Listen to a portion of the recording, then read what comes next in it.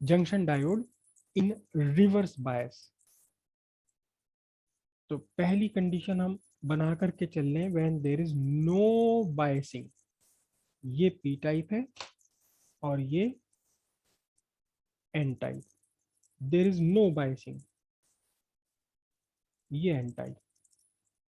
तो क्या होना है जंक्शन पर, क्या होना है, पी टाइप में क्या बनेगा, पी टाइप में बन जाएगा, ये डिप्लीशन रीजन मैं ड्रॉ कर दूं पहले डॉटेड लाइन से, ये डिप्लीशन रीजन। एन टाइप में डेवलप्ड है कौन से चार्ज, पॉजिटिव चार्ज। और यहाँ डेवलप है कैसा, निगेटिव चार्ज। कोई भी चार्ज कैरियर नहीं है इस रीजन में, डिप्लीशन रीजन हो गया।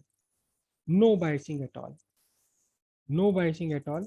कुछ भी आपने इस पर इलेक्ट्रिक फील्ड, बाहर से पोटेंशियल आपने नहीं लगाया हुआ। तो पी टाइप में क्या होंगे, पी टाइप में होल्स होंगे ढेर सारे। एन टाइप में इक्का दुक्का कोई होल होगा। एन टाइप में ढेर सारे फ्री इलेक्ट्रॉन्स, ये फ्री इलेक्ट्रॉन्स। और इक्का दुक्का कोई फ्री इलेक्ट्रॉन होगा पी टाइप में, इसका अपना इंट्रिंसिक सेमीकंडक्टर का जो होता है।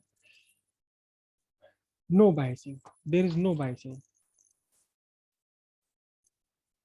No bias. तो नो फ्लो ऑफ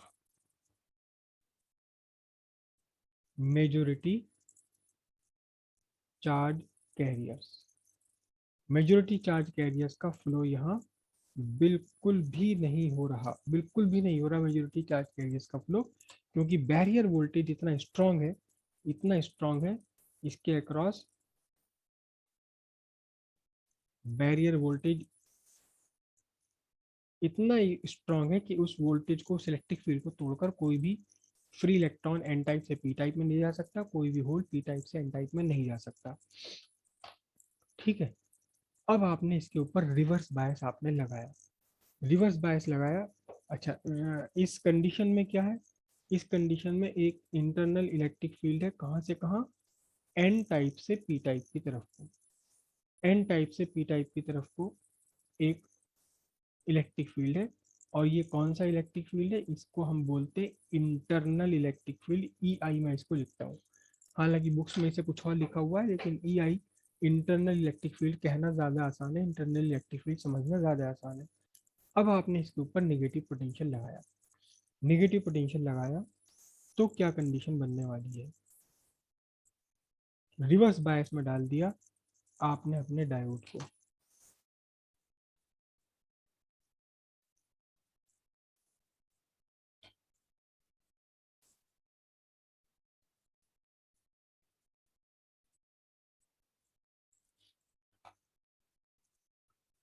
हम चार्जेस नहीं ड्रॉ कर रहे, हम चार्जेस ड्रॉ नहीं कर रहे, इंटरनल इलेक्ट्रिक फील्ड है, this is internal electric field, खुद इसका अपना ई आई, करेक्ट। और आपने क्या काम किया है, जो पी टाइप क्रिस्टल है इसे निगेटिव से कनेक्ट कर दिया, और जो एन टाइप क्रिस्टल है इसे पॉजिटिव से कनेक्ट कर दिया। ये आपका एन टाइप क्रिस्टल और ये पी टाइप क्रिस्टल। ओके, तो अब होना क्या है, होना ये है कि आपने एक बाहर से एक इलेक्ट्रिक फील्ड डाल दिया, इलेक्ट्रिक फील्ड अप्लाई कर दिया, कहाँ, आपका अप्लाइड इलेक्ट्रिक फील्ड कहाँ है, आपका अप्लाइड इलेक्ट्रिक फील्ड है बाहर से। और ये सपोर्टिंग हो गया, किसके लिए सपोर्टिंग हो गया, ये सपोर्टिंग हो गया आपके इंटरनल इलेक्ट्रिक फील्ड के लिए। तो अब कंडीशन क्या बनेगी, अब आपका जो डिप्लीशन रीजन है थोड़ी और स्ट्रांग हो जाएगी, थोड़ी और बढ़ जाएगी, इसकी विड्थ और बढ़ जाएगी। यहाँ नेट इलेक्ट्रिक फील्ड कितना हो गया, नेट इलेक्ट्रिक फील्ड हो गया ई एक्स प्लस ई आई इंटरनल। ये कौन सा है, ये ई एक्स है जो आपने बढ़ाया था, करेक्ट। तो यहाँ आप देखें अभी कि एक्सटर्नल इलेक्ट्रिक फील्ड ने इंटरनल इलेक्ट्रिक फील्ड को सपोर्ट किया है, सपोर्ट किया है। तो यहाँ क्या हुआ, डिप्लीशन रीजन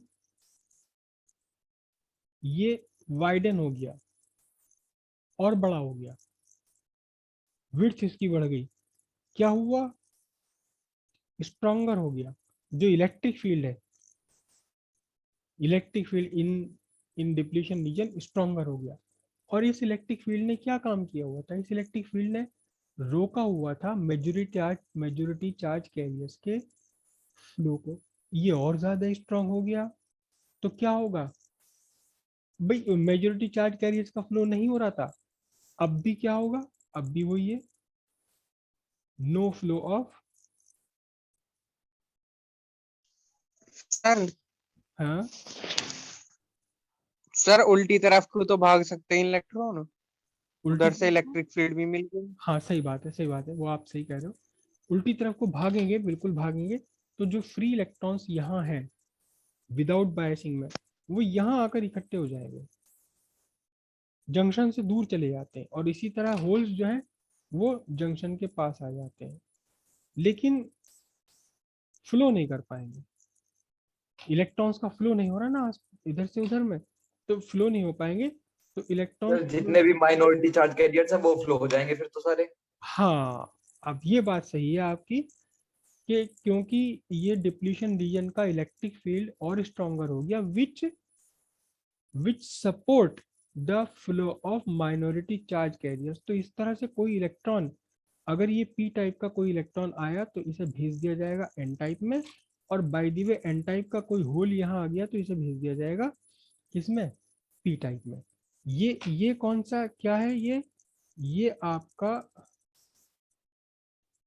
फ्री इलेक्ट्रॉन है, कहाँ से, from P type, P type का फ्री इलेक्ट्रॉन, जो इक्का दुक्का फ्री इलेक्ट्रॉन था। ये होल है, ये कहाँ का होल है, होल फ्रॉम एन टाइप, जो एन टाइप के अपने होल थे। तो इसका मतलब क्या हुआ, there is no flow of majority charge carrier but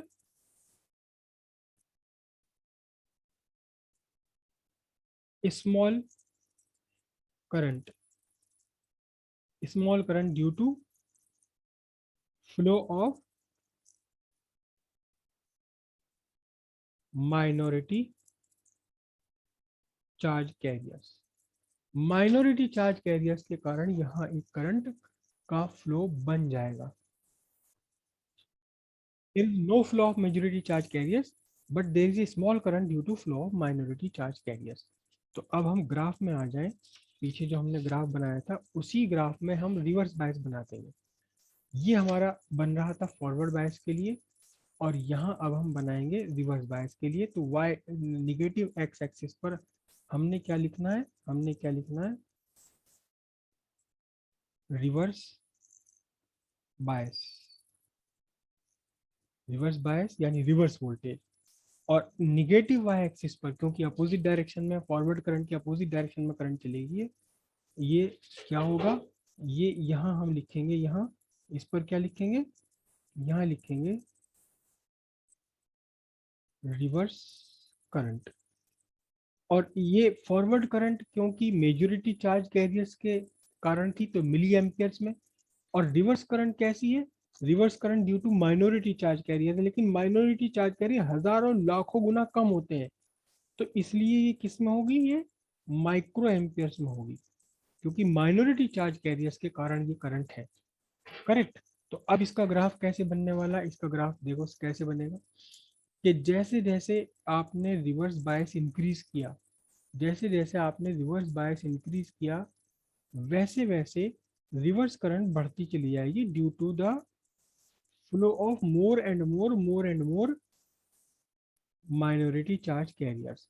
लेकिन ये जो करंट का बढ़ना है, करंट का इंक्रीज है, ये उतना तेज नहीं होगा जितना तेज फॉरवर्ड बायस में इंक्रीज हुआ था। क्यों, क्योंकि फॉरवर्ड बायस की जो करंट है वो due to majority charge carrier से, लेकिन रिवर्स बायस की जो करंट है it is due to the flow of minority charge carriers. तो माइनॉरिटी चार्ज कैरियर्स की करंट है ये, इसलिए बहुत ज्यादा ये नहीं बढ़ने वाली, धीरे धीरे बढ़ेगी। माइक वैसे भी हमने माइक्रो एम्पियर्स में लिया हुआ है, लेकिन धीरे धीरे बढ़ती चली जाएगी ये रिवर्स बायस में, जैसे जैसे आप रिवर्स बायस बढ़ाएंगे। रिवर्स बायस कैसे बढ़ाएंगे आप, रिवर्स बायस कैसे बढ़ाएंगे, रिवर्स बायस बढ़ाने का तरीका क्या होगा आपका, सिंपल सी बात है, कि आप क्या करेंगे, रिवर्स बायस बढ़ाने के लिए आप क्या करेंगे, रिवर्स बायस बढ़ाने के लिए आप इस एन टाइप को मोर एंड मोर पॉजिटिव करते चले जाएंगे और इस पी टाइप को मोर एंड मोर नेगेटिव करते चले जाएंगे, तो आपका रिवर्स वोल्टेज यहाँ बढ़ता रहेगा। इस बार आपने जो वोल्टेज वोल्ट मीटर लगाया हुआ ये अपोजिट डायरेक्शन में है, देखो ये सिरा जुड़ा हुआ निगेटिव की तरफ, तो यहाँ निगेटिव आएगा टर्मिनल आपका और ये पॉजिटिव टर्मिनल आएगा। वोल्ट मीटर में पॉजिटिव और निगेटिव टर्मिनल हुआ करते हैं। माइक्रो एमीटर में भी ये वाला कहाँ जुड़ा हुआ आपका, ये जुड़ा हुआ इधर, ये निगेटिव आएगा और ये वाला क्या होगा, पॉजिटिव होगा। तो जैसे जैसे आप पी टाइप को मोर एंड मोर निगेटिव कर रहे हैं, एन टाइप को मोर एंड मोर पॉजिटिव कर रहे हैं, it means you are increasing the reverse bias. तो रिवर्स बायस इंक्रीज होने पर रिवर्स करंट बढ़ती चली जाएगी।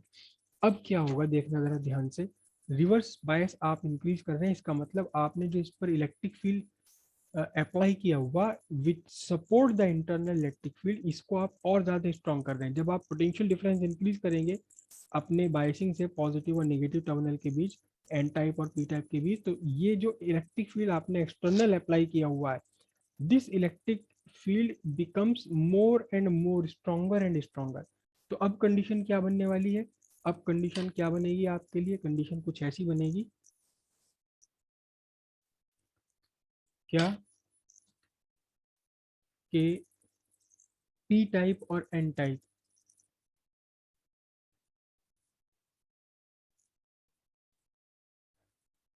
ये आपका बना पी टाइप और ये एन टाइप, ठीक है जी। और ये हुई डिप्लीशन रीजन। डिप्लीशन रीजन बहुत ज्यादा बड़ी हो जाएगी, बहुत वाइड हो जाएगी डिप्लीशन रीजन। क्यों, क्योंकि एक्सटर्नल इलेक्ट्रिक फील्ड इसे सपोर्ट कर रहा है। तो आपने एन टाइप को जोड़ा हुआ है पॉजिटिव से और पी टाइप को आपने किससे जोड़ा हुआ है, निगेटिव से जोड़ा हुआ है। ये पी टाइप है, ये एन टाइप है। तो यहाँ से आपने एक्सटर्नल इलेक्ट्रिक फील्ड स्ट्रॉन्ग कर दिया, एक्सटर्नल इलेक्ट्रिक फील्ड आपने stronger and stronger, stronger and stronger कर दिया। ये आपका एक्सटर्नल इलेक्ट्रिक फील्ड। और एक इलेक्ट्रिक फील्ड तो ऑलरेडी था इसका अपना, कौन सा, इंटरनल इलेक्ट्रिक फील्ड। तो यहाँ जो नेट इलेक्ट्रिक फील्ड है external plus internal, it becomes very large. जो रेस्ट ऑफ द क्रिस्टल है, जो आपका रेस्ट ऑफ द क्रिस्टल है, वहां तो केवल एक्सटर्नल इलेक्ट्रिक फील्ड है, लेकिन जो डिप्लीशन रीजन है यहाँ क्या होगा, यहाँ आपका एक्सटर्नल इलेक्ट्रिक फील्ड और इंटरनल इलेक्ट्रिक फील्ड दोनों ऐड हो गए, डिप्लीशन रीजन भी बढ़ जाती है, डिप्लीशन रीजन की वाइडनेस बढ़ जाती है। तो अब क्या हुआ, देखो ध्यान से, यहाँ इस डिप्लीशन रीजन में चार्ज कैरियर्स तो नहीं है, कोई भी चार्ज कैरियर नहीं है, फ्री इलेक्ट्रॉन नहीं है और होल्स भी नहीं है। डिप्लीशन रीजन के पीछे पी टाइप में होल्स है और डिप्लीशन रीजन के पीछे एन टाइप में क्या है, फ्री इलेक्ट्रॉन्स है। इनमें से भी ज्यादातर फ्री इलेक्ट्रॉन्स यहाँ अट्रैक्टेड रहेंगे पॉजिटिव टर्मिनल के पास में, और यहाँ जो होल है ये अट्रैक्टेड रहेंगे टुवर्ड नेगेटिव टर्मिनल। अब क्या हुआ, ये इलेक्ट्रिक फील्ड बहुत स्ट्रांग हो गया, बहुत स्ट्रांग हो गया। तो इस रीजन में जो कोवेलेंट बॉन्ड बने हुए हैं, उन कोवेलेंट बॉन्ड वाले इलेक्ट्रॉन्स पर भी तो फोर्स लगनी है। तो यहाँ क्या स्टार्ट हो जाता है, यहाँ वो स्टार्ट हो जाता है breaking of covalent bond. Covalent bond break होना शुरू हो जाते हैं और इस कोवेलेंट बॉन्ड ब्रेक होने से क्या होता है, creating new free electrons and new holes in depletion region. Depletion region में नए होल और नए फ्री इलेक्ट्रॉन्स बनने शुरू हो गए, ठीक है। ये free electrons, free electrons, free electrons, free electrons, free electrons, free electrons बनने शुरू हो गए, और क्या बनने शुरू हो गए, और होल्स भी बनने शुरू हो गए। तो अब यहाँ क्योंकि फ्री इलेक्ट्रॉन्स हैं अवेलेबल, भले ही वो कहीं से भी आए हैं, उससे क्या मतलब, फ्री इलेक्ट्रॉन्स तो है ये, तो अब इनके ऊपर फोर्स लगेगी और कहाँ चलेंगे ये, इलेक्ट्रिक फील्ड की डायरेक्शन में चलेंगे, क्योंकि ऑलरेडी इलेक्ट्रिक फील्ड बहुत स्ट्रांग हो चुका है। और जो होल्स हैं ये कहाँ चलेंगे, ये चलेंगे आपका कहाँ, सर उल्टा बना दिया उल्टा आपने। उल्टा उल्टा। सर डायरेक्शन उल्टी कर दी। अच्छा डायरेक्शन मैंने उल्टी कर दी, सॉरी। हाँ इलेक्ट्रॉन्स चलेंगे ये इस डायरेक्शन में इधर, हाँ इलेक्ट्रिक फील्ड के अपोजिट, और ये होल्स चलेंगे इलेक्ट्रिक फील्ड की डायरेक्शन में। बहुत बढ़िया।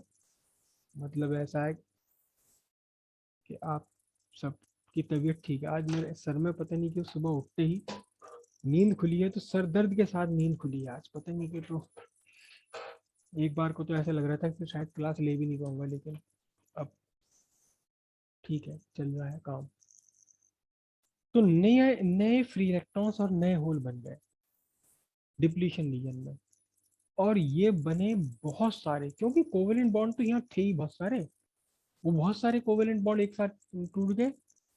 तो ये है टू लार्ज एक्सटेंट, बहुत सारे बन गए, ये बहुत सारे बन गए। अब देखना जरा ध्यान ध्यान से, ढेर सारे फ्री इलेक्ट्रॉन्स और होल्स यहाँ बन गए, तो क्या होगा, एकदम से करंट क्या होगी, बढ़ेगी। ठीक। अच्छा ये जो ब्रेकिंग ऑफ कोवेलेंट बॉन्ड है, कोवेलेंट बॉन्ड का टूटना, नए इलेक्ट्रॉन्स का बनना, नए होल्स का बनना, ये फिनोमिनन, ये फिनोमिनल कहलाता है। याद कीजिए कुछ ऐसा सा फिनोमिनन हमने पढ़ा था इलेक्ट्रोस्टैटिक्स में, यहाँ हम इसे बोलते हैं जेनर ब्रेकडाउन।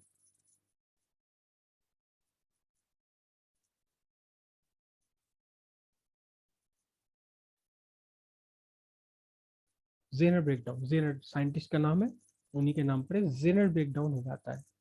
कोवेलेंट बॉन्ड्स का टूटना, नए फ्री इलेक्ट्रॉन्स और नए होल्स का बनना, ये फिनोमिनन है ब्रेकिंग ऑफ कोवेलेंट बॉन्ड, इसे हम बोलेंगे जेनर ब्रेकडाउन। कब हुआ, तब हुआ जबकि यहाँ डिप्लीशन रीजन में इलेक्ट्रिक फील्ड बहुत स्ट्रॉन्गर हो गया, इतना स्ट्रॉन्गर हो गया कि बॉन्ड में बंधे हुए इलेक्ट्रॉन्स को भी बाहर निकाल दिया इलेक्ट्रिक फील्ड ने, की इतनी तगड़ी फोर्स थी। करेक्ट। और ये जो है अब ये सेमीकंडक्टर नहीं रहा, बल्कि इसके साथ एक और काम होता है। एक और काम क्या हुआ, देखो एक और काम क्या हुआ, इसी में ही समझाता हूँ मैं आपको। एक इलेक्ट्रॉन बॉन्ड में से टूटा, निकल करके चला, बॉन्ड में से टूटा निकल के चला, लेकिन दूसरे एटम्स भी तो इसके रास्ते में आएंगे। एक इलेक्ट्रॉन, एक फ्री इलेक्ट्रॉन बॉन्ड में से, ये बॉन्ड था, बॉन्ड में से एक इलेक्ट्रॉन टूटा, इलेक्ट्रॉन क्यों टूटा, ये जीनर ब्रेकडाउन हो गया। बॉन्ड का टूटना, इलेक्ट्रॉन का निकलना, जीनर ब्रेकडाउन। लेकिन ये जो इलेक्ट्रॉन है इस पर तो क्योंकि इलेक्ट्रिक फील्ड बहुत स्ट्रॉन्गर है, अब ये किसी दूसरे बॉन्ड में जाकर के जो इलेक्ट्रॉन था उससे टकराया, इलेक्ट्रॉन बॉन्ड में से निकला, बॉन्ड में से इलेक्ट्रॉन निकलना, कोवेलेंट बॉन्ड का ब्रेक होना, इलेक्ट्रॉन का निकलना, ये जीनर ब्रेकडाउन। अब इस निकले हुए इलेक्ट्रॉन ने किसी दूसरे इलेक्ट्रॉन पर जाकर टक्कर मारी जो ऑलरेडी बॉन्ड में था, और इसे भी निकाल दिया बाहर। ये जो फिनोमेनन है ये बोलते हैं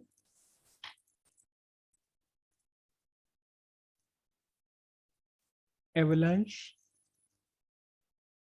ब्रेकडाउन। एवलांच ब्रेकडाउन हो गया है। एवलांच वर्ड कभी आपने वर्ड सुना होगा जरूर। एवलांच एक फिनोमेनन होता यस है, सर। को याद है किसी को क्या सर होता है हमने एवलांच, याद है क्या सर होता जैसा माउंटेन पे से बहुत सारी बर्फबारी हो जाती है, मतलब कोई गन फायर कर देता है या फिर है?